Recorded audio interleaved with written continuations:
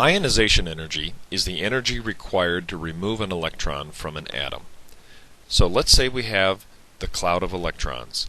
If we put some energy into that cloud of electrons, we might be able to knock an electron out.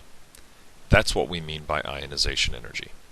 And the first ionization energy is the energy required to remove the first electron. When we do that, we're left with a species that has a 1 plus charge. You can see here on the reactant side it started out neutral and now it has a 1 plus charge, and that's because one of the electrons has gone bye-bye. If we hit that thing with another amount of energy, we might be able to remove a second electron. And there goes the second electron right there, leaving us now with something with a 2 plus charge. And so on. We can do this for as long as we like, essentially. The third ionization energy removes the third electron, and so on. Now it turns out that each successive ionization requires more energy than the previous one. In other words, for any given atom, it's always easiest to remove the first electron, and it's more difficult to remove the next one, and so on. So, metaphorically speaking, we might have to hit the atom with a claw hammer to remove the first electron, but to remove the second electron, we might have to use a sledgehammer, and to remove the third electron, we might have to use a wrecking ball, and so on. Each successive ionization requires more energy than the previous one. And this is because the positive attractive force pulling electrons in from the nucleus, of course we haven't changed the nucleus at all, remains the same, but there's less electron-electron repulsion. So that electron cloud gets smaller every time we've knocked an electron out, and there's less help from the other electrons pushing each other away, so we have to apply more energy to keep knocking successive electrons out. The ionization energy increases sharply when we try to remove an inner shell electron. Let's use magnesium as an example. So, on the periodic table, we've got magnesium here, element number 12. So it starts out with 12 electrons, 12 protons, 12 electrons. Well, as we've talked about earlier, many atoms are quite happy to get the same number of electrons as a noble gas. So that would be, in the case of magnesium, element number 12, the nearest noble gas is neon, number 10. So magnesium is fairly okay with us taking one of its electrons and two of its electrons. When it loses the first electron, it requires that much energy, 738 kilojoules per mole of electrons, but 738 is the number we're worried about. Now, that magnesium species has 11 electrons. When it loses the second electron, it's going to take more energy, roughly double, you can see, 1450 kilojoules per mole. Now it has 10 electrons.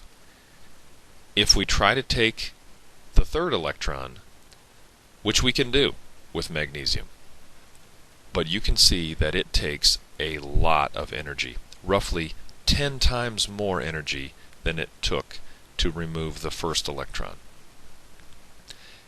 And this is very strong evidence that only valence electrons, that is, only outer shell electrons, are involved in chemical bonding. There's simply too much of an energy requirement for the inner shell electrons to have much of anything to do with chemical bonding. So, let's look at a different element. For example, if you see my laser pointer here near the middle of the screen, what about sodium? Sodium's first ionization energy, we would predict, would be fairly low. because sodium would be quite okay losing one electron. When it does lose one electron, it will then have the same number of electrons as neon. So sodium's first ionization energy will be fairly low, but its second ionization energy will be very, very high. So generally, the elements in group 2, which include magnesium, there will be a very large jump in ionization energies between second and the third ionization energies. For all of the alkali metals, like sodium, there will be a very large jump between the first and the second ionization energies. As we go down any group, let's consider lithium versus potassium. We can see that there is a much bigger shield with potassium. That is, the further we go down a group, there's a bigger shield. And because of that, it's going to make it easier for us to remove valence electrons. So as we go down any group, the first ionization decreases. That is, electrons become easier to remove, and that's because of a larger shielding effect. So in any group, as you go down the group, the first electron becomes easier to remove. As we go across a period, what happens to first ionization energy? Well, let's consider sodium and argon, which are at the extreme ends of period number 3.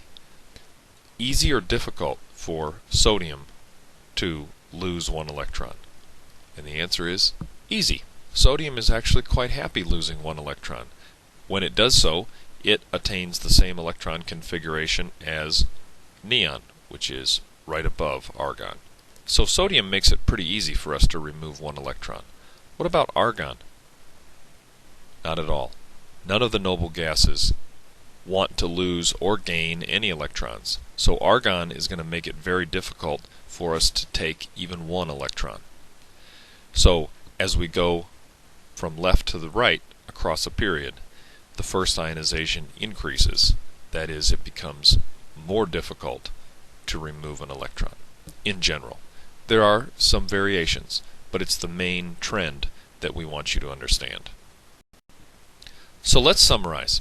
As we go down a group, we can see from this graph that the first ionization energy decreases. As we go across a period, you can see that in general, the first ionization energy increases. So let's summarize this with periodicity trend number 6. The first ionization energy increases going, well, let's see, going left to right it increases, and going up a group it increases. So the first ionization energy increases going up and to the right across the periodic table. We would predict that helium would have the highest first ionization energy, and the elements in the lower left would have the lowest first ionization energies.